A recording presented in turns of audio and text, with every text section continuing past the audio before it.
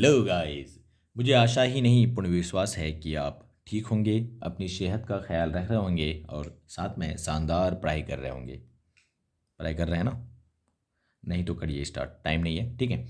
आज हम लोग स्टार्ट करने वाले हैं जैव प्रक्रम का पार्ट दूसरा, जिसमें हम लोग सीखेंगे श्वसन के बारे में, रिस्पिरेशन के बारे में। बहुत छोटा सा पर बहुत प्यारा चैप्टर है।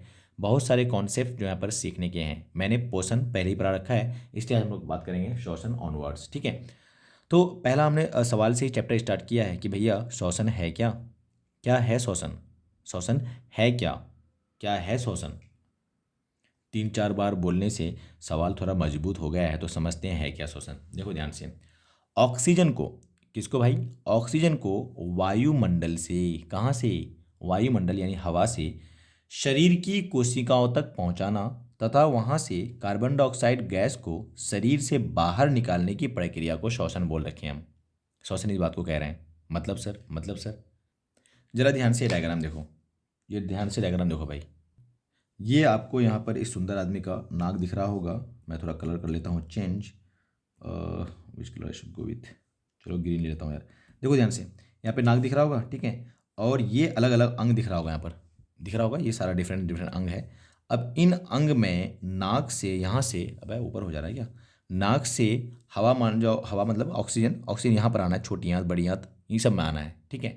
लीवर वगैरह में आना है। तो कैसे आएगा भाई, कैसे आएगा, कौन लेके आएगा बताओ? तो ये हवा हम लोग जो सांस लेते हैं, ये सांस लेके कहाँ चले जाता है? हमारे फेफड़ा में, ये हमारा लंग्स, और हमारे पास 2 लंग्स है। अब इस लंग्स होता हुआ कहाँ जाता है? हार्ट में, और हार्ट से पूरा बॉडी का अलग अलग भाग में आ जाता है। जैसे लीवर में आ गया, स्टोमक में आ गया, लार्ज इंटेस्टाइन, स्मॉल इंटेस्टाइन, ये सब भाग में आ जाता है। और यहाँ स्मॉल इंटेस्टाइन वगैरह में जो कार्बन डाइऑक्साइड गैस बना हुआ रहता है ना, उसको हम लोग को निकालना रहता है शरीर से बाहर। तो वही ब्लड ये एक्चुअली लेके, ऑक्सीजन ब्लड आया था, और वही ब्लड इस कार्बन डाइऑक्साइड को लेके जाएगा यहाँ से फेफड़ा में, फेफड़ा से नाक होते हुए बाहर। आए समझ? ये जो प्रक्रिया है ना, प्रक्रिया, इसी प्रक्रिया को हम लोग श्वसन कह रहे हैं। हालांकि श्वसन कोशिका के अंदर होता है, जिसे हम लोग कोशिकीय श्वसन कहते हैं, सेल्यूलर रिस्पिरेशन, वो भी हम लोग सीखने वाले हैं अभी, ठीक है। तो चैप्टर काफ़ी इंटरेस्टिंग है, समझने वाला है, धीरे धीरे समझ में आएगा। एग्जाम में डायरेक्ट सवाल कई बार आता है कि भैया श्वसन को आप समझा दो जरा। तो श्वसन को आप सिंपल भाषा में, ऐसे जो मैंने लिख के रखा है, आप समझा सकते हो। और लिख सकते हो नीचे कि भैया श्वसन जो होता है ना, मुख्यतः 2 प्रकार का होता है, वायवीय श्वसन और अवायवीय श्वसन। आएगा सवाल अगर 2 नंबर का, तो बस इतनी बात लिखनी है जितना लिखा हुआ है, क्योंकि आपको मैं पढ़ाने वाला हूँ पूरा चैप्टर, तो जानकारी बहुत सारा थोप थोप के रहेगा। तो 2 नंबर का सवाल को देखते हुए टूट के नहीं पड़ जाना है कि भैया 2 पेज लिख देंगे हम। तो ऐसा करने की जरूरत नहीं है, लिमिटेड आंसर देना पड़ता है, 20 से 30 40 वर्ड में देना पड़ता है आंसर। आप तो 25 से 35 जो है ना शब्द, वो आप मेंटेन रखना, ओके। तो ये हो गया श्वसन का डेफिनेशन। श्वसन कितना प्रकार का हो गया फिर बताओ जरा? 2 प्रकार का, वायवीय श्वसन और अवायवीय श्वसन। इंग्लिश में कहते हैं aerobic respiration and anaerobic respiration. अब समझते हैं जरा वायवीय श्वसन क्या होता है। वायवीय जैसा नाम मात्र से दिख रहा है कि भैया वह श्वसन जो ऑक्सीजन की उपस्थिति में होगा। हालांकि सवाल एग्जाम में आता है वायवीय श्वसन और अवायवीय श्वसन में अंतर स्पष्ट करें या अंतर बताएं, तो हम लोग आगे सीखने वाले हैं, वो क्वेश्चन देखने वाले हैं। तो अभी तो सिंपली समझ लो कि वह श्वसन जो ऑक्सीजन की उपस्थिति में होता है, उसे हम लोग वायवीय श्वसन कहते हैं। एग्जाम में ये ऑब्जेक्टिव में भी आता है कि वायवीय श्वसन कौन सा है? वो जो ऑक्सीजन की प्रेजेंस में होने वाला है, और वो जो ऑक्सीजन की अब्सेंस में होने वाला है, उसे हम लोग अवायवीय श्वसन कहते हैं। I hope it is clear to you. अगला है सवाल एक जो काफ़ी महत्वपूर्ण भी है, एग्जाम में आता भी है, कि बताइए निम्नलिखित में से कौन सा कोशिकीय ईंधन है? मान के चलना इस बार एग्जाम में आ ही जाएगा ये सवाल, काफ़ी महत्वपूर्ण है। कौन सा है जो कोशिकीय ईंधन? बताओ ईंधन जरा करता क्या है? ईंधन ऊर्जा देता है हमें। जिसे आग जलाते हैं ना भैया, ईंधन का इस्तेमाल करते हुए, आप गाड़ी चलाते हो पेट्रोल का इस्तेमाल करते हुए, तो पेट्रोल है क्या? ईंधन है। उस पेट्रोल से मिलता है कि आपको ऊर्जा, उसी ऊर्जा को यूज करते हुए चक्का घूमता है, गाड़ी आगे चलती है, और फिर आगे समझ रहे हो आप, मजे ही मजे। तो वैसे ही कोशिका को काम करने के लिए मैं जो आपको इतना चिक चिक के पढ़ा रहा हूँ, क्या इसमें ऊर्जा नहीं लग रही है? क्या लग रही है ना? ये ऊर्जा आ कहाँ से रहा है? कोशिका दे रहा है। कोशिका ऊर्जा बनाया कैसे है? किसी ईंधन का इस्तेमाल किया होगा। नाम बताइए उस ईंधन का। उसका नाम है ग्लूकोज। क्या नाम है? ग्लूकोज। और ग्लूकोज का फॉर्मूला भी कर लो याद आप, C6H12O6। एग्जाम में कई बार क्वेश्चन पूछा जाता है कि बताइए ग्लूकोज के एक अणु में कार्बन के कितने परमाणु होते हैं? तो आंसर 6 है। आइए समझ। अगला चेक करो जरा। मैंने कहा था एग्जाम में क्वेश्चन आता है कि वो वायवीय और अवायवीय श्वसन में अंतर लिखें, तो पहले एक बार ना दोनों को हम लोग समझ लेते हैं होता क्या एग्जैक्टली। दोनों को समझ लेते हैं फिर मजा आएगा, ओके। बहुत ध्यान से देखो भाई, ये जो मैंने बना के रखा है ना, ये इस चैप्टर का जान है श्वसन को समझने का। ये बेहतरीन डायग्राम मैंने एक्सप्लेन करने की कोशिश करी है। आप अगर समझ जाओगे ना तो बहुत सारा ऑब्जेक्टिव यहीं से सही हो जाने वाली है। आप बिल्कुल फोकस लगा के सुनना, ध्यान से समझने की कोशिश करना। अगर समझ में कम आएगा ना तो वापस इसको देखना वीडियो को। समझ में आ रहा है? बहुत महत्वपूर्ण डायग्राम ये, सुनना।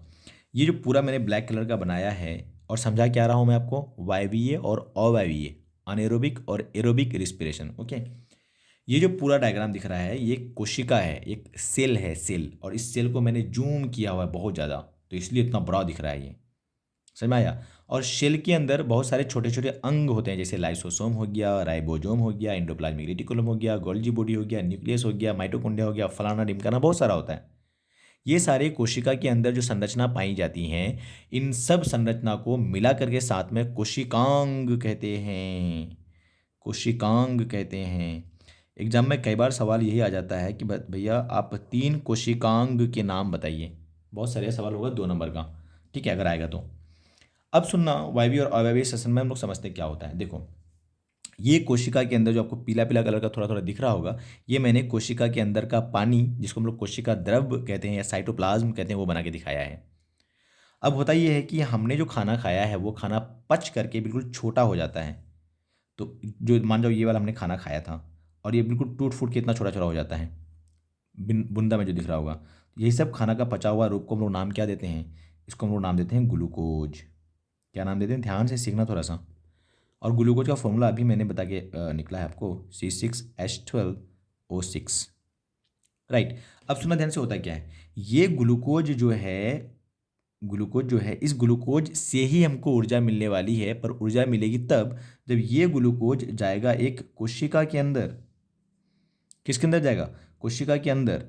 तो कोशिका के अंदर ग्लूकोज गिर जाएगा और इससे ऊर्जा मिल जाएगी। कैसे मिल रही है वो हम लोग यहाँ देखने वाले हैं। तो ध्यान दो, अब ध्यान दो। अब ये पूरा शेल है, कोशिका है, और ये अंदर कौन आ गया है? ग्लूकोज आ गया है। देखो लिखा हुआ ग्लूकोज। और ग्लूकोज में कितना कार्बन होता है बाबूरे? 6 कार्बन। अब ये ग्लूकोज कोशिका के कोशिका द्रव में टूट जाएगा एक अणु में जिसका नाम होता है पाइरुवेट। तो देखो ध्यान से, ग्लूकोज में कितना कार्बन था? 6 कार्बन था। आप ग्लूकोज को यूँ समझ लो, 1 कार्बन, 2, 3, 4, 5, 6। और ये बीच में से यहाँ से टूट जा रहा है, टूट जा रहा है। तो बताओ क्या बन रहा है? 1, 2, 3, 1, 2, 3, 3 कार्बन वाला 2 अणु बन रहा है। एक अणु यहाँ, एक अणु यहाँ। 3 कार्बन वाला 2 अणु बन रहा है ग्लूकोज के एक अणु के टूटने से। और ये काम हो रहा है साइटोप्लाज्म में, ध्यान रखना, कोशिका द्रव में। तो ये जो ग्लूकोज टूटा है 3 कार्बन के 2 अणु में, इस अणु का नाम होता है पायरुवेट, या पूरा नाम होता है पायरुविक एसिड। पायरुवेट, इसका भी नाम क्या होगा? पायरुवेट। तो सवाल ये भी आ सकता है, बताइए ग्लूकोज का एक अणु पायरुवेट के कितने अणु में टूटता है? 2। ग्लूकोज में कितना कार्बन? 6। पायरुवेट में कितना कार्बन? 3 कार्बन। अब ये जो ग्लूकोज टूट गया ना, इसमें कोई ऑक्सीजन की उपस्थिति नहीं है, ऑक्सीजन की रिक्वायरमेंट नहीं है, ऑक्सीजन की ज़रूरत नहीं है। और ऑक्सीजन की ज़रूरत नहीं है और साथ में ग्लूकोज टूट भी गया, और ग्लूकोज जैसे ही टूटेगा क्या मिल जा रही है हमको? ऊर्जा मिल जा रही है भाई। इसी ऊर्जा की तो ज़रूरत थी। तो इसका मतलब ग्लूकोज के टूटने से ऊर्जा मिलती है क्या सर? यस। कहाँ सर, कहाँ टूटेगा ये? कोशिका द्रव में। कितना ऊर्जा मिलेगी? बहुत कम, मात्र 2 एटीपी। ये एटीपी क्या है सर? पिछली वीडियो में मैंने बताया था, आगे बताऊंगा, ठीक है। अब यूँ समझ लो 2 रुपया। तो मात्र 2 एटीपी ऊर्जा का जो है पर निष्कासन होगा जब ग्लूकोज टूटेगा पायरुवेट में, साइटोप्लाज्म में। बार बार बता गया मैं, अब आप दिमाग में चिपका लेना। पर सोच के देखो जरा, इतना बड़ा ग्लूकोज मात्र 2 रुपया, 2 एटीपी देके गया, मजा ही नहीं आ रहा है। तो अब क्या करते हैं हम लोग? इस पायरुवेट को भेज देते हैं कोशिका के अंदर ही एक संरचना में जिसका नाम है माइटोकॉन्ड्रिया। कहाँ भेज देते हैं? माइटोकॉन्ड्रिया।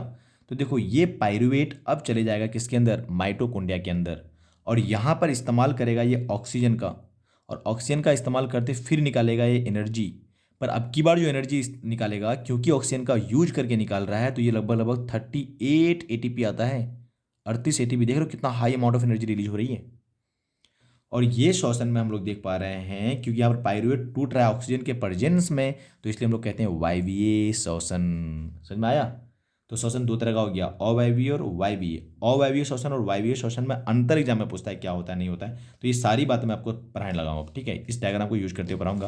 पहले वो बात सारी बातें देख लो एक बार आप ध्यान से, मैंने जो बताई है ना वो सारी बातें लिखी हुई है, एक लाइन से लिखी हुई है, तो एक बार देख लो बस आप, देख लो, पॉज करके देख लो, आप वीडियो को रोक करके देख सकते हो आप, है ना। पॉज करना मतलब वही होता है वैसे तो, आप पूरा देख सकते हो, सारी बातें मैंने इन्फॉर्मेशन लिख ली है यहाँ पर जो मैंने आपको एक्सप्लेन किया है। अब चलते हैं आगे हम, ओके। फिर नेक्स्ट पेज में ये डायग्राम है, ध्यान से देख लो जरा, ये भी आप पॉज पॉज कर देख लेना। मैंने बताया ना कि अब ये 3 कार्बन वाले पायरुवेट को लगता है भाई कितनी कम ऊर्जा निकली, मज़ा ही नहीं आया। फिर कहाँ चले गया था, माइटोकॉन्ड्रिया के अंदर, ये सारी बातें हमने की। और माइटोकॉन्ड्रिया में निकालेगा बहुत सारा ऊर्जा, और क्योंकि यहाँ पर इस्तेमाल करेगा ऑक्सीजन का, इसलिए इसको वायवीय श्वसन कहते हैं, okay. So we have done with this all ना। अब हम लोग देखते हैं आगे। अब हम लोग उस सवाल पे थोड़ा चर्चा कर लेते हैं कि वायवीय तथा अवायवीय श्वसन में अंतर लिखें। तो देखो वायवीय श्वसन और अवायवीय श्वसन में अंतर निम्नलिखित है, आप ऐसा लिख कर क्या होगे, एक तरफ वायवीय श्वसन बनाओ, एक तरफ अवायवीय श्वसन। एक नंबर के सामने, 2 नंबर के सामने 2 नंबर लिखोगे आप, चाहे जगह क्यों ना बच जाए, फिर सामने सामने लिखना रहता है। 3 नंबर के सामने 3 नंबर ही लिखोगे, इससे आपकी कॉपी की ब्यूटी बढ़ेगी, एग्जामिनर पर इंप्रेशन अच्छा बनेगा, नंबर कूट कूट के देगा, वो भर भर के देगा। चलो पहला पॉइंट देखो, श्वसन की यह क्रिया ऑक्सीजन की उपस्थिति में होती है, कौन सा, वायवीय। देखा था हमने वायवीय यहाँ हुआ था और यहाँ पर ऑक्सीजन की उपस्थिति में, जबकि यह क्रिया, अबे यार, यह क्रिया ऑक्सीजन की अनुपस्थिति में होती है। तो स्टार पॉइंट हो गया दोनों, उपस्थिति अनुपस्थिति। अगला देखो, इसमें ऊर्जा के अलावा कार्बन डाइऑक्साइड और जल का निर्माण होता है। इसमें ऊर्जा तो निकलेगी ही, सॉरी वायवीय में देखो कार्बन डाइऑक्साइड निकला, जल भी निकला, जबकि इसमें कार्बन डाइऑक्साइड तथा जल का निर्माण नहीं होता है। यहाँ पे कार्बन डाइऑक्साइड और जल कुछ बनाया मैंने, कुछ भी नहीं बनाया, सिर्फ ऊर्जा निकाल दिया बस। पर यहाँ देखो ऊर्जा भी निकाला है, साथ में कार्बन डाइऑक्साइड और जल भी तो निकाला है ना। तो वायवीय श्वसन में कार्बन डाइऑक्साइड और जल दोनों ही बनता है, जबकि इसमें कार्बन डाइऑक्साइड जल नहीं बनता है, सिर्फ ऊर्जा निकलती है। I hope you are getting it now, okay. Next point देखो, थर्ड नंबर, वायवीय श्वसन में ग्लूकोज के एक अणु से 38 एटीपी का निर्माण होता है, जबकि यहाँ पर मात्र 2 एटीपी हुआ था। देखा आपने, यहाँ पर केवल 2 एटीपी, और यहाँ पे कितना एटीपी, 38 एटीपी। तो सिर्फ एक भी याद करने का नहीं है, ध्यान से अगर समझा हुआ है तो सारा आपको याद रह जाएगा। अगला है, यह क्रिया माइटोकॉन्ड्रिया के अंदर होती है। देखो यहाँ पर वायवीय श्वसन जो होता है माइटोकॉन्ड्रिया के अंदर, ये ऑब्जेक्टिव भी बनता है, वायवीय श्वसन माइटोकॉन्ड्रिया के अंदर, जबकि अवायवीय श्वसन कहाँ हुआ था, साइटोप्लाज्म के अंदर, ओके। ये लिखा हुआ है, यह क्रिया कोशिका द्रव्य में होता है। अगला पॉइंट देखिए, वायवीय श्वसन में ग्लूकोज का पूर्ण ऑक्सीकरण होता है। यहाँ पर ग्लूकोज पूरी तरह टूट जा रहा है, पायरुवेट में टूट के और पूरी तरह टूट जाएगा, जबकि यहाँ पर ग्लूकोज का आंशिक रूप से ऑक्सीकरण हुआ है। ऑक्सीकरण मतलब ऑक्सीजन से मिलना ऑक्सीकरण कहलाता है, ग्लूकोज का ऑक्सीजन से मिलना ऑक्सीकरण कहलाता है, ओके। तो यह ग्लूकोज का आंशिक ऑक्सीकरण होता है, सूक्ष्म जीव में होता है मेनली, और ये होता है विशाल जीव में, जैसे हम लोग में वायवीय श्वसन। क्या बातें इतनी क्लियर हुई कि नहीं बताइए। अब वो थोड़ा लैक्टिक एसिड वगैरह किण्वन जो बनता है, फर्मेंटेशन वगैरह सारा हम थोड़ा सा यहाँ देख लेते हैं 1 मिनट में, है ना। देखो यहाँ ध्यान से देखो जरा, ये जो ग्लूकोज पायरुवेट में टूट रहा है, ये जो ग्लूकोज पायरुवेट में टूट रहा है, तो इस पायरुवेट की भविष्य क्या है, ये पायरुवेट आगे क्या क्या कर सकता है। एक तो कंडीशन ये हो सकती है कि ऑक्सीजन के प्रेजेंस में ये चले जाएगा वायवीय श्वसन के अंदर, पर अगर ऑक्सीजन है ही नहीं, या ऑक्सीजन की अनुपस्थिति है, या ऑक्सीजन का अभाव है, ऑक्सीजन बहुत कम है, तब ये पायरुवेट ऊर्जा तो निकालेगा, पर कैसे, क्या, और साथ में क्या निकलेगा, ध्यान दो, ध्यान देना यहाँ पर, अब ध्यान रखना इस पर, है ना। अब देखो ध्यान से, ये पायरुवेट, कौन सा पायरुवेट, ये पायरुवेट पेशी कोशिकाओं में, हम लोग का मसल सेल्स में, पेशीय कोशिका मतलब हाथ पैर का कोशिका, या क्रिकेट खेलते हैं देखो कितना हाथ पैर दर्द नहीं हो जाता है, तो वहाँ पर ऊर्जा की बहुत ज़्यादा जरूरत पड़ती है, पर ऑक्सीजन का सप्लाई उतना हो ही नहीं रहा है, ऑक्सीजन की क्या है, कमी है, अभाव है। तो पेशी कोशिकाओं में ऑक्सीजन के अभाव में, इसका लगाइए इसमें, अभाव में पायरुवेट से लैक्टिक एसिड का निर्माण हो जाता है, ऊर्जा तो निकलती है, साथ में कौन सा निर्माण होता है, लैक्टिक अम्ल का। देखो यहाँ पर ये पायरुवेट चले गया, माइटोकॉन्ड्रिया के अंदर जा ही नहीं पा रहा, पेशीय कोशिका के अंदर जब ऑक्सीजन के अभाव रहता है, तो ये पायरुवेट टूट करके ऊर्जा तो दे रहा होता है, क्योंकि हम खेल रहे हैं, बहुत ज़्यादा ऊर्जा की आवश्यकता है हमें, या एक्सरसाइज कर रहे होते हैं, पर साथ में क्या भी निकाल दे रहा है, लैक्टिक एसिड निकाल दे रहा है। और लैक्टिक एसिड जब हाथ में जमा होने लगता है, पैर में जमा होने लगता है, तो हमें दर्द का अनुभव होता है, ओके। इसलिए ज़्यादा खेलने पर हम लोग थक जाते हैं। अब यही पायरुवेट अगर बात करेंगे हम लोग ईस्ट में, कहाँ पर, ईस्ट में, ईस्ट एक जीव है छोटा सा, है ना, ईस्ट एक जीव है छोटा सा, ईस्ट में पायरुवेट ऑक्सीजन की अनुपस्थिति में, ऑक्सीजन रहेगा ही नहीं यहाँ पर तो अभाव था, तो ये सब लैक्टिक एसिड बना दिया था, पर ईस्ट में ऑक्सीजन की अनुपस्थिति में इथेनॉल का निर्माण करता है, एवं कार्बन डाइऑक्साइड भी बनाएगा साथ में, तो इथेनॉल बना देगा। अब सुनना ध्यान से, पायरुवेट का, किसका, पायरुवेट का ऑक्सीजन की अनुपस्थिति में ईस्ट के द्वारा इथेनॉल का निर्माण करना, इसी प्रोसेस को तो किण्वन कहते हैं, फर्मेंटेशन कहते हैं। और यही प्रोसेस इस्तेमाल किया जाता है फैक्ट्री में इथेनॉल को बनाने में। इथेनॉल है शराब एक्चुअली में, जो पीने योग्य शराब होता है, मतलब पीने योग्य तो नहीं कहना चाहिए, शराब पीने योग्य होता ही नहीं है, वो हमारा लीवर को बुरी तरह डैमेज कर देता है। तो इथेनॉल यानी शराब की फैक्ट्री में किण्वन की प्रोसेस होती है। इसका मतलब शराब की फैक्ट्री वाला सब किसको बहुत ज़्यादा पालता होगा, ईस्ट का पालन पोषण करता होगा उन लोग। आइए समझ। So this is all about this. Now we are moving next. आगे बढ़ें उससे पहले सलावा दो सवाल देख लेते हैं। एग्जाम में कई बार पूछा जाता है कि पायरुवेट के विखंडन से कार्बन डाइऑक्साइड, जल तथा ऊर्जा का निर्माण होता है। यह क्रिया कहाँ होती है, बताइए कहाँ हुई थी। पायरुवेट का विखंडन हो गया था, पायरुवेट टूट गया था, जल, कार्बन डाइऑक्साइड, ऊर्जा का निर्माण हुआ था। यह क्रिया माइटोकॉन्ड्रिया के अंदर होता है, तो आंसर होगा माइटोकॉन्ड्रिया के अंदर। आई है बात समझ। पायरुवेट के एक अणु में कार्बन के कितने परमाणु होते हैं। पायरुवेट का एगो अणु में, एगो अणु, ये देखो यहाँ पर पायरुवेट का एक पीस में कार्बन का कितना परमाणु होगा, 3 परमाणु होगा। आइए समझ, तो ऑप्शन नंबर बी। ओके, वैसे तो मैंने आपको किण्वन समझा दिया है, पर यहाँ पर थोड़ा एक्सप्लेनेशन भी पढ़ लेते हैं, मीन आंसर भी पढ़ लेते हैं जो एग्जाम में आपको लिख के आना होता है। किण्वन क्या है। किण्वन एक जैव रासायनिक क्रिया है। जैव क्यों बोल रहे हैं, क्योंकि ये हो रहा है ईस्ट में। कहाँ हो रहा था, ईस्ट में। और ईस्ट एक जैविक पदार्थ है और केमिकल तो है ही, क्योंकि टूट रहा है ना, पायरुवेट वगैरह। इस क्रिया में जटिल कार्बनिक यौगिक का सूक्ष्म जीवों की सहायता से सरल कार्बनिक यौगिक में विकसित होता है, टूटता है। विकसित होना, टूटना। पर जटिल कार्बनिक यौगिक कहाँ कह रही, यहाँ है। जटिल कार्बनिक यौगिक किसको कह रहा है बताओ देखें। पायरुवेट को कह रहा है, पायरुवेट को कह रहा है। इस क्रिया में ऑक्सीजन की आवश्यकता नहीं पड़ती है, पड़ती है मतलब, ठीक है। किण्वन की क्रिया से, किण्वन की क्रिया से शराब का निर्माण होता है। किण्वन की क्रिया सामान्यतः कहाँ होती है, ईस्ट में या बैक्टीरिया द्वारा भी होती है। ओके, कराई जाती है। डन।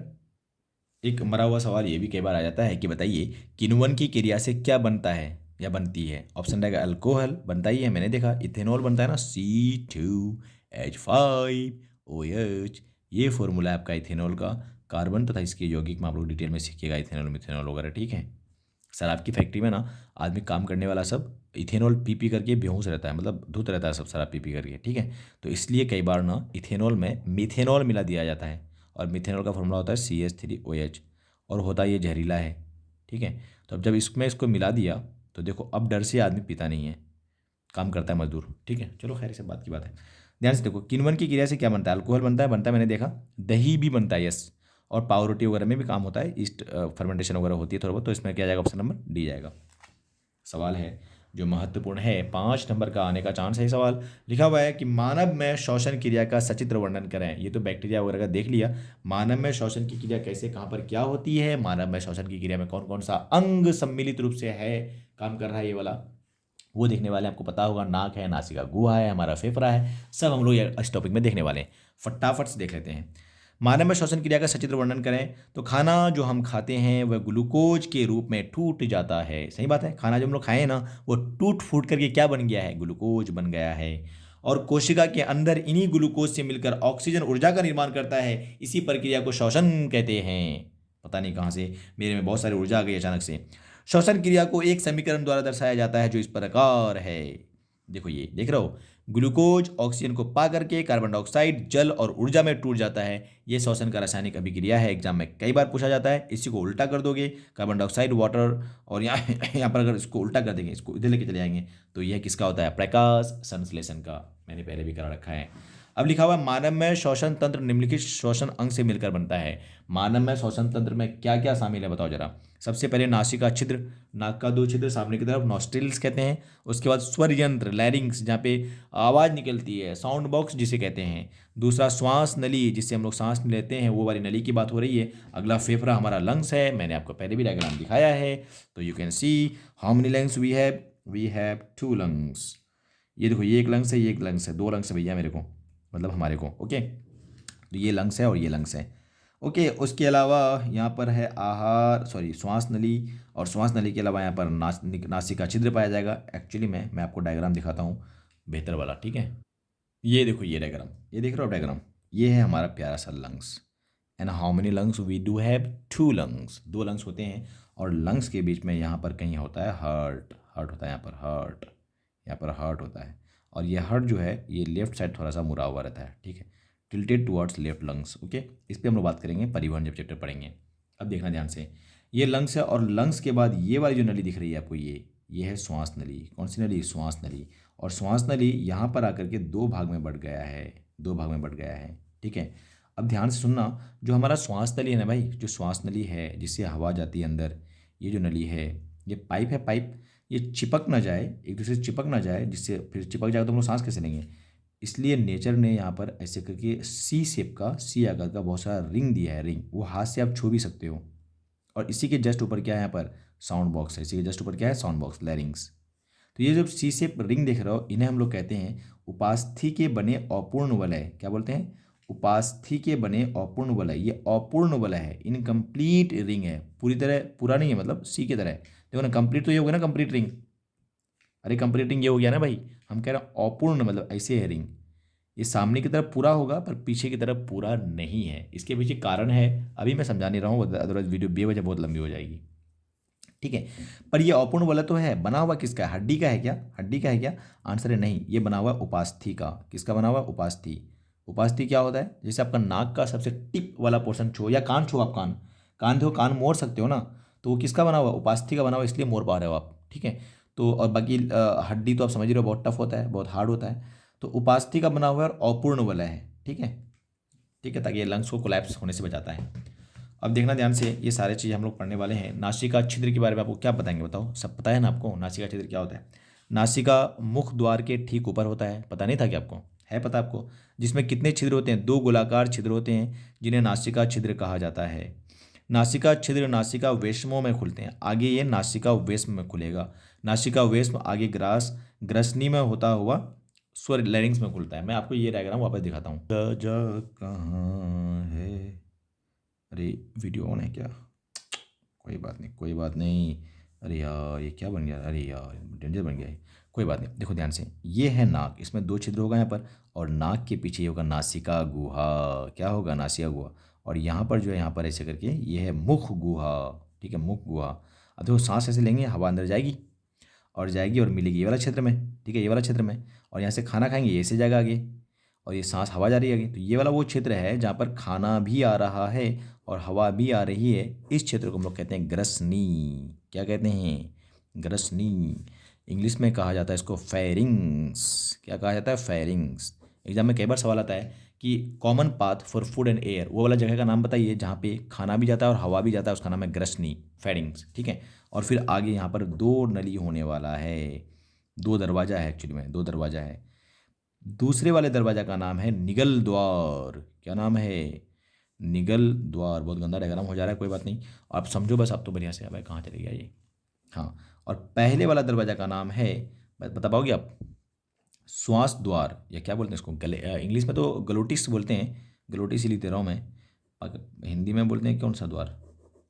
ये हो गया श्वास द्वार, और ये हो गया निगल द्वार। ठीक है, इसको ना श्वास द्वार और साथ में कंठ द्वार भी कह सकते हो। द्वार मतलब दरवाजा, दो दरवाजा है भाई, गरजने के आगे दो दरवाजा, एक जिससे हवा जाएगी, एक जिससे खाना जाएगा। पर हवा जाने वाला दरवाजा पहले है तो खाना इसमें गिर ना जाए, इसलिए कुदरत ने यहाँ पर एक ढक्कन दिया हुआ है, एक दरवाजा दिया हुआ है। ठीक है, तो ग्लोटिस, ये पूरा ये ढक्कन का नाम, ये दरवाजा का नाम है ग्लोटिस, और दरवाजा के ऊपर का ढक्कन उसको बोलते हैं एपी ग्लोटिस। एपी का मतलब ही होता है ऊपर, और है किसके ऊपर? ग्लोटिस के ऊपर, इसलिए बोलते हैं एपी ग्लोटिस। तो एपीग्लोटिस इज ए ढक्कन जो प्रेजेंस है एबव किसके? ग्लोटिस के। वो रोकता है क्या? Entry of food into what? Trachea, श्वास नली। ये श्वास नली है ना, श्वास नली, श्वास नली। श्वास नली में खाना थोड़ा ना जाएगा, क्योंकि इसके सामने क्या होने वाला है मेरे दोस्त? इसके सामने होने वाला डेंजरस, अब डेंजरस क्यों, बहुत प्यारा सा नन्ना सा मुन्ना सा लंग्स होने वाला है इसके सामने। तो लंग्स में हवा ना जाएगी, खाना जाएगा, क्या करेगा उधर? और खाना जैसे कभी कभी जाता है ना, नचा के फेंक देता है उसको। खाना जैसे आया, लंग्स को इतना गुस्सा आता है, बहुत तेज झटका मारता है, और ये नाक से बाहर आता है कई बार। तो आई समझ? तो ये मैंने आपको क्लास में बता रखा है, तो no need to worry about this. मुझे लगता है आपको सब चीज़ें आती है। आगे चलते हैं, अब दिल लगाइए जरा। अब आते हैं स्वर यंत्र, लैरिंग्स, साउंड बॉक्स कहते हैं, इससे आवाज़ निकलती है। कई बार ऑब्जेक्टिव क्वेश्चन आता है, बताइए निम्नलिखित में से आवाज़ किससे निकलती है? स्वर यंत्र, जिसको लैरिंग्स कहा जाता है। डायग्राम मैंने बनाने की कोशिश करी है, आपको ये डायग्राम प्रैक्टिस करनी पड़ेगी भैया। ये है लैरिंग्स, और ये उपास्थि के बने अपूर्ण वलय, मैंने अभी अभी बोला था आपको। और ये है श्वास नली, जिसको इंग्लिश में ट्रैकिया तो कहते हैं ना। आइए समझ। देखो, लैरिंग्स को आवाज का केंद्र कहा जाता है। फेरिंग्स जिस छिद्र द्वारा लैरिंग्स में जाता है उस छिद्र का नाम ग्लोटिस है, जिसको मैंने हिंदी में कंठ द्वार भी बोला है। ग्लोटिस के ऊपर ढक्कन होता है जिसका नाम रहता है एपीग्लोटिस। आई होप आपको समझ में आ गया होगा। एपीग्लोटिस भोजन को स्वर नली यानी श्वास नली यानी ट्रेकिया में जाने से रोकता है। भात को, खाना को, चावल को अंदर जाने नहीं देता है। आगे है श्वास नली। श्वास नली मतलब ये वाली नली, ये वाली नली, ये वाली नली। लैरिंग्स पीछे की ओर श्वास नली में खुलता है। इस नली की लंबाई लगभग 10 से लेकर 11 सेंटीमीटर होता है। 10 से 11 सेंटीमीटर आपको सेंटीमीटर आपको मैं दिखा देता हूँ। I do have a skill जिसके माध्यम से मैं आपको दिखा सकता हूँ। देखो ये 0 है और ये लास्ट में यहाँ तक 10 है, 10 11, तो इतना लगभग इतना पोर्शन होता है। 10 से 11 है, हाँ कलम के बराबर समझ सकते हो। ये इससे थोड़ा छोटा ही होता होगा, मतलब इतना है आपका कौन सा नली, श्वास नली। वो डिपेंड करेगा ना कि आपकी गर्दन की लंबाई कितनी है। जिराफ में देख लो बहुत बड़ा होगा, पता नहीं 1 मीटर से ज़्यादा हो सकता है वो तो। ठीक है, नीचे की ओर श्वास नली 2 भागों में बंट जाता है। देखो श्वास नली 2 भागों में बढ़ गया है, नीचे की तरफ बढ़ जाता है, जिसे ब्रोंकाई कहा जाता है। इसको ब्रोंकाई कहते हैं। Left bronchi, right bronchi. आया समझिए, लेफ्ट और ये राइट ब्रोंकाई। ब्रोंकाई फिर ब्रोंकियोल्स में बढ़ जाता है। ब्रोंकाई फिर ब्रोंकियोल्स में बढ़ जाता है। देखो छोटा छोटा नली में, फिर प्राइमरी ब्रोंकियोल, सेकेंडरी ब्रोंकियोल, सब नहीं पढ़ना आपको, 11वीं में पढ़ोगे आप। श्वास नली में उपास्थि के बने अपूर्ण वलय पाए जाते हैं। ये है हमारे दोस्त प्यारे प्यारे श्वास नली, इसमें उपास्थि के बने अपूर्ण वलय भी पाए जा रहे हैं। चलो भैया, अब आते हैं फेफड़ा में। फेफड़ा में आते हैं, फेफड़ा में मनुष्य में फेफड़ा की संख्या 2 होती हैं। गैसों का आदान प्रदान मुख्यतः फेफड़ों में उपस्थित वायु कोष्ठिका द्वारा होता है। अंडरलाइन कीजिए इसको। कुपिका भी बोलते हैं, इंग्लिश में एल्वियोलाई कहते हैं, एक ठो एल्वियोलस कहते हैं, बहुत सारा को मिला एल्वियोलाई कहते हैं। वायु कोष्ठिका क्या है सर, क्या है वायु कोष्ठिका? देखो ध्यान से, ये लंग देख रहा हो, टूट फूट करके लास्ट में जो गुब्बारा जैसा संरचना दिख रहा है आपको, इसी में यहाँ पर आता है बेचारा ब्लड है, और कैपिलरी ब्लड का जो है छोटा छोटा नली आता है, और यहाँ पर गैसों का आदान प्रदान करता है भाई। हमारे ब्लड में जो कोशिका से आया हुआ कार्बन डाइऑक्साइड है वो यहाँ पर आ जाता है, और यहाँ पर हमने जो सांस लिया हुआ गया ऑक्सीजन है, इधर से ऑक्सीजन आता है, ये ऑक्सीजन यहाँ पर से होकर के चले जाता है ब्लड में। तो गैसों का आदान प्रदान किस में होता है? वायु कोष्ठिका में या कुपिका में। एग्जाम में क्वेश्चन आएगा कि बताइए फेफड़ा का संरचनात्मक क्रियात्मक इकाई का नाम क्या है, तो कुपिका वायु कोष्ठिका आंसर जाएगा। ओके, और नीचे जो ये डायग्राम दिख रहा है उसको हम लोग डायफ्राम कहते हैं। डायफ्राम, जब हम लोग सांस अंदर को लेते हैं तो डायफ्राम कॉन्ट्रैक्ट हो जाता है, जब सांस छोड़ते हैं रिलैक्स हो जाता है। तो इसकी वजह से वॉल्यूम वगैरह का चक्कर है, अभी आप सीख नहीं पाओगे 11वीं क्लास में। आप तो इतना ध्यान रख लो जितना बताया गया। ओके, बस और 2-3 पेज रह गया, फटाफट से पढ़ लेते हैं ना। थकना मत, अब थकना मत है ना, रिवीजन करना पड़ेगा भाई। अगर आपको लग रहा है कि समय बहुत ज़्यादा लग रहा है तो आप थोड़ा सा वीडियो को मल्टीप्लाई करके देख लीजिए। विभिन्न जीवों के श्वसन अंगों के नाम लिखें। कुछ जीव हैं जिनका श्वसन अंग आपको करना पड़ेगा याद, ऑब्जेक्टिव में आता है सवाल, है ना। एग्जाम्पल के लिए मनुष्य, शेर, चूहा, गाय, जितना भी आसपास दिख रहा है सब में फेफड़ा होता है। आपको पता है ना, जितना बड़ा बड़ा जानवर दिख रहा है उस सब में क्या होता है? फेफड़ा। मछली में आपको याद करना पड़ेगा गिल्स या गल्फरा, ये एग्जाम में आता है। इंग्लिश में गिल्स कहते हैं, हिंदी में गल्फरा कहते हैं। मछली के कान के पास आप देखते होगे साइड में नहीं होता है, जिससे वो पानी अंदर लेता है, फिर पानी को मुंह से पानी लेता है, गल्फड़ा से निकाल देता है, और उसमें घुलित ऑक्सीजन को उसमें से ले लेता है। मेंढक में फेफड़ा होता है, त्वचा होता है। फेफड़ा इसका अपना होता है, और त्वचा यानी चमड़ा से भी कई बार करता है श्वसन की क्रिया, है ना। तभी तो अंदर मिट्टी के अंदर दब के कई दिनों तक रह जाता है। मच्छर और कॉकरोच में ट्रेकिया सिस्टम होता है। ट्रेकिया ये आगे सीखोगे, अब ट्रेकियल सिस्टम होता है, उसमें छोटा छोटा छिद्र होता है, पूरा पाइप की तरह बिछा हुआ रहता है। तो मच्छर कॉकरोच में अभी तो याद कर लो बस ट्रेकिया, ये रट्टा लगाने वाला, थोड़ा सा 2-3 मिनट ध्यान से घूरोगे तो याद हो जाएगा ये। और वैसे भी आपको ऑप्शन में मिलने वाला है तो ध्यान रखना है, याद नहीं करना है। अब आता है वो वाली बात जो एग्जाम में कई बार पूछा जाता है, बहुत फेमस भी है, प्रश्वास और उच्छ्वास, श्वासोच्छ्वास, ये सब क्या ड्रामा है सर? तो प्रश्वास होता है जो नॉर्मली आप सांस लेते हो, जो सांस लेते हो, और जितना सांस लेते हो ना, इसका अमाउंट है लगभग 500 ml। आप नॉर्मली जो सांस लेते हो, नॉर्मली जोर से नहीं, ताकत का ही नहीं ले लेना, नॉर्मल जो आप सांस लेते हो इसका अमाउंट कितना होता है? 500 ml। इसको हम लोग आधा लीटर, इसको हम लोग टाइडल वॉल्यूम भी कहते हैं। टाइडल वॉल्यूम कहते हैं। नॉर्मल सांस लो या नॉर्मली सांस छोड़ो, दोनों में 500 ml ही रहता है, जिसको हम लोग टाइडल वॉल्यूम कहते हैं। तो ये आप आगे सीखोगे, ठीक है। तो प्रश्वास क्या होता है? नॉर्मली सांस जो सांस ले रहे हैं। उच्छ्वास क्या होता है? आसान भाषा में यूँ समझो, सांस छोड़ना, तो लिखा हुआ है आसान भाषा में सांस लेना प्रश्वास कहलाता है। प्रश्वास की क्रिया में हवा नाक से होते हुए फेफड़े तक पहुँचता है, और वहाँ से हीमोग्लोबिन की सहायता से कोशिका तक पहुँच जाता है। ये हीमोग्लोबिन क्या है सर? ये इलू क्या है? हीमोग्लोबिन मैं आपको भी बताने लगा हूँ आगे थोड़ी देर में, ठीक है। और उच्छ्वास क्या होता है? आसान भाषा में सांस छोड़ना उच्छ्वास कहलाता है। आप ऐसे एग्जैक्टली सेम हूबहू लिख करके आ सकते हो एग्जाम में। उच्छ्वास की क्रिया में कोशिका से आने वाले कार्बन डाइऑक्साइड गैस को वायुमंडल में छोड़ दिया जाता है। अब श्वास उच्छ्वास किसको कहेंगे? तो उच्छ्वास और प्रश्वास दोनों को मिला करके श्वास उच्छ्वास कहा जाता है। इसको इंग्लिश में ब्रीदिंग कहते हैं। This is known as expiration and this is inspiration. तो लिखा हुआ है श्वास उच्छ्वास प्रश्वास और उच्छ्वास को सम्मिलित रूप से श्वास उच्छ्वास कहा जाता है। I hope you got it all. Okay, इस चैप्टर का ये बहुत ही फेमस क्वेश्चन है कि भैया ऑक्सी हीमोग्लोबिन और कार्बोक्सी हीमोग्लोबिन क्या है? कार्बोक्सी हीमोग्लोबिन कम पूछा जाता है, ऑक्सी हीमोग्लोबिन बहुत ज़्यादा पूछा जाता है। तो मैं आपको समझा देता हूँ भाई, समझाता हूँ, ध्यान सुनना। हमारे लंग्स में या कहीं भी सुनो ध्यान से, हमारे लंग्स में हम लोग को 2 लंग्स था, अभी हमने देखा था, अरे बहुत ख़राब हो गया। आप समझ जाओ, लंग्स में है ना, लंग्स में क्या आया हुआ था? ऑक्सीजन गैस आया हुआ है। ये वाला ऑक्सीजन यहाँ से उठा करके बॉडी के किसी हिस्से में लेके जाना है जहाँ उसकी ज़रूरत है, जो वायवीय शोषण करेगा वो। बहुत बढ़िया। पर लेके जाएगा कौन? अंदर हाथ पैर है क्या बहुत सारा? नहीं ना। और ऑक्सीजन कितना छोटा तो है, उसको हाथ से पकड़ थोड़े ले जाएगा। तो लेके जाएगा कौन? तो लेके जाता ब्लड है। कौन लेके जाता है? ब्लड। ध्यान से सीखना, 1 मिनट। लेके जाता ब्लड है। और ब्लड में भी कौन? ब्लड में तो बहुत सारा होता है ना। ब्लड में आपको पता है ब्लड की कोशिकाएं बहुत सारी होती है। WBC होता है, RBC होता है, प्लेटेड वगैरह होता है। तो लेके जाएगा कौन? तो लेके जाएगा RBC। तो ये देखो, ये RBC बना रहा हूँ मैं, ये RBC जूम कर दिया मैंने, ये RBC है। और इस RBC के अंदर बैठा हुआ एक प्रोटीन जिसका नाम है हीमोग्लोबिन। क्या नाम है? हीमोग्लोबिन। ब्लड में पाया जाने वाला यही वो प्रोटीन है हीमोग्लोबिन, जिसकी वजह से ब्लड लाल दिखता है। इस पर हम लोग बात करेंगे परिवहन चैप्टर में, अभी रहने देते हैं।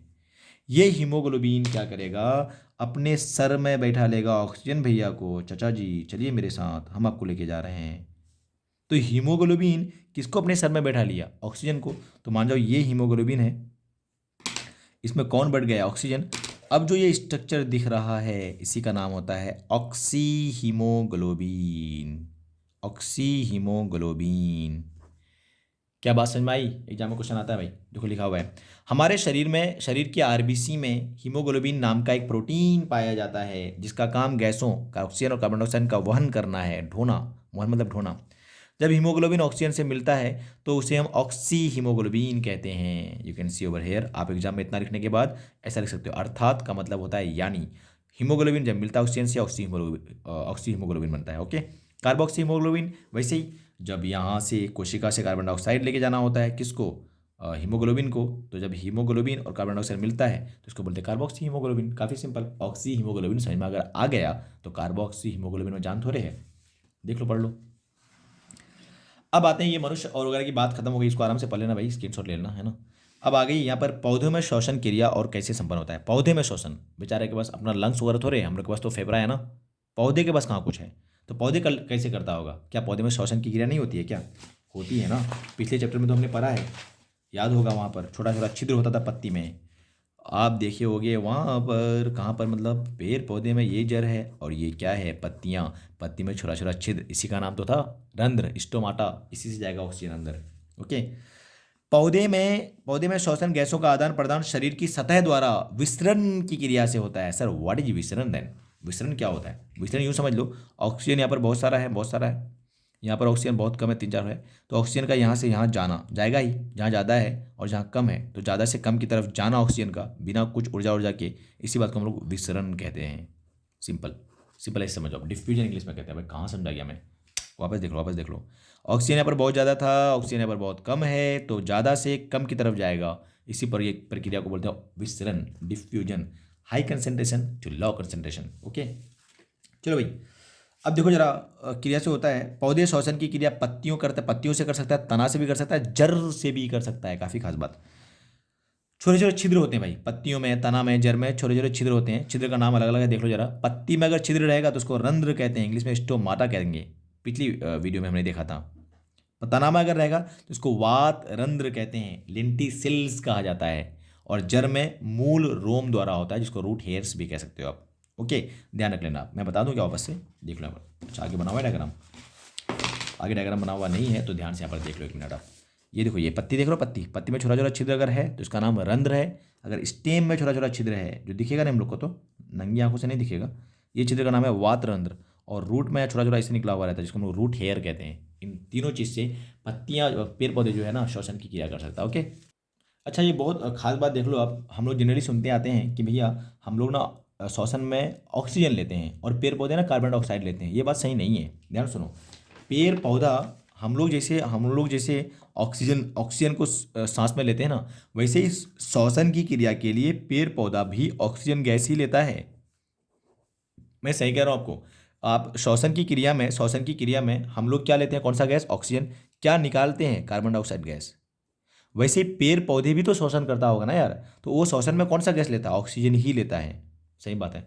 पर सर वो जो बचपन से हम लोग सुनते आ रहे हैं कि पेड़ पौधे कार्बन डाइऑक्साइड गैस लेते हैं, वो गलत है क्या? वो बात सही है, पेड़ पौधा कार्बन डाइऑक्साइड गैस भी लेता है, पर ये कौन सा काम के लिए लेता है, ये लेता है खाना बनाने के लिए। और खाना बनाने वाली क्रिया को हमने कहा क्या था, प्रकाश संश्लेषण। तो प्रकाश संश्लेषण की क्रिया के लिए पेड़ पौधे कार्बन डाइऑक्साइड गैस लेता है, जबकि श्वसन की क्रिया के लिए हम लोग की तरह पेड़ पौधे भी ऑक्सीजन ही लेता है। तो वो बात मैंने यहाँ लिख दिया है। ओके गाइस, नेक्स्ट देखो, नेक्स्ट आप देख लो, स्क्रीनशॉट ले लो। ओके, अब देखो विसरण क्या है, व्हाट इज डिफ्यूजन। मैंने बोल दिया आपको, तो बोल दिया अभी थोड़ी देर पहले समझा दिया। जब कोई कण उच्च सांद्रता से जहाँ ज़्यादा है उसको उच्च सांद्रता कहते हैं, और जहाँ कम है उसको निम्न सांद्रता, लोअर कंसंट्रेशन बोलते हैं इंग्लिश में, की ओर अर्ध पारगम झिल्ली द्वारा पार करके जाता है। इसी क्रिया को हम लोग विसरण कहते हैं। अब ये अर्ध पारगम झिल्ली क्या होता है, तो कोशिका होता है, कोशिका। कोशिका प्लांट सेल में देखो, अगर पौधे का सेल में सबसे बार क्या होता है, कोशिका भित्ति, सेल वॉल, उसके अंदर होता है कोशिका झिल्ली। ये कोशिका झिल्ली ना सबको अंदर नहीं जाने देगा, किसी किसी को ही अंदर जाने देगा जिसकी जरूरत पड़ती है। तो इसलिए इस झिल्ली को हम लोग कहते हैं अर्धपारगम्य झिल्ली, सेमी परमिएबल या सेलेक्टिवली परमिएबल झिल्ली। मतलब सबको जाने नहीं देगा, उसको जाने देगा जिसकी जरूरत है। तो पहले सेलेक्ट करेगा एंड देन परमिट करेगा, so called selectively permeable membrane. इसको कहते हैं एसपीएम, सेमी परमिएबल मेम्ब्रेन या सेलेक्टिवली परमिएबल मेम्ब्रेन। और इसी से कोई चीज़ हाई कंसंट्रेशन से लो कंसंट्रेशन में जब जाएगा, तो इसी बात को हम लोग यहाँ पर विसरण कहे हैं। ठीक है, सूक्ष्म जीव में श्वसन विसरण विधि के द्वारा ही होता है। तो ये बात ठीक है, देख लो एक बार ध्यान से, आप कोई खास बात नहीं है। लास्ट सवाल है इसके बाद आने वाला हो, तो ये देख लेते हैं पहले। कार्बन मोनोऑक्साइड गैस को प्राणघातक गैस क्यों कहते हैं? ये जानलेवा गैस है। ऐसा इसलिए, सुनना ध्यान से, जहाँ पर आग जलती है ना, आग, वहाँ से carbon dioxide gas, sorry carbon monoxide gas CO, और कार्बन डाइऑक्साइड CO2 होता है। ये कार्बन मोनोऑक्साइड गैस, ये प्राणघातक क्यों है, ध्यान सुनना। ऑक्सीजन को पकड़ लेते हैं, ये तीनों गैस देख लो, और साथ में यहाँ पर हीमोग्लोबिन रख दो। तीनों के पास ऑक्सीजन के साथ बांधने का मौका है। कार्बन डाइऑक्साइड गैस भी, कार्बन मोनोऑक्साइड, कार्बन डाइऑक्साइड और ऑक्सीजन। बताओ कौन आके आराम से बांध देगा? तो आंसर है कार्बन मोनोऑक्साइड। इतनी प्यारी दोस्ती है दोनों की ना, क्या बताएं। जनरली हमारे बॉडी में हीमोग्लोबिन को काम दिया गया, भैया आप ऑक्सीजन को और कार्बन डाइऑक्साइड को ढोइए, तो ऑक्सीजन को लेके जाइए कोशिका तक, और कोशिका से कार्बन डाइऑक्साइड लंग्स में ला के फेंकिए। पर और बढ़िया काम भी करता है, बढ़िया मस्त काम करता है। पर एक दिन हमारे बॉडी में क्या आ गया, कार्बन मोनोऑक्साइड। इसको जैसे ही देखेगा हीमोग्लोबिन, इसका पुराना प्यार, बचपन का प्यार सुना है, वो वाला जाग उठेगा, और किसके साथ बाइंड कर जाएगा, कार्बन मोनोऑक्साइड के साथ।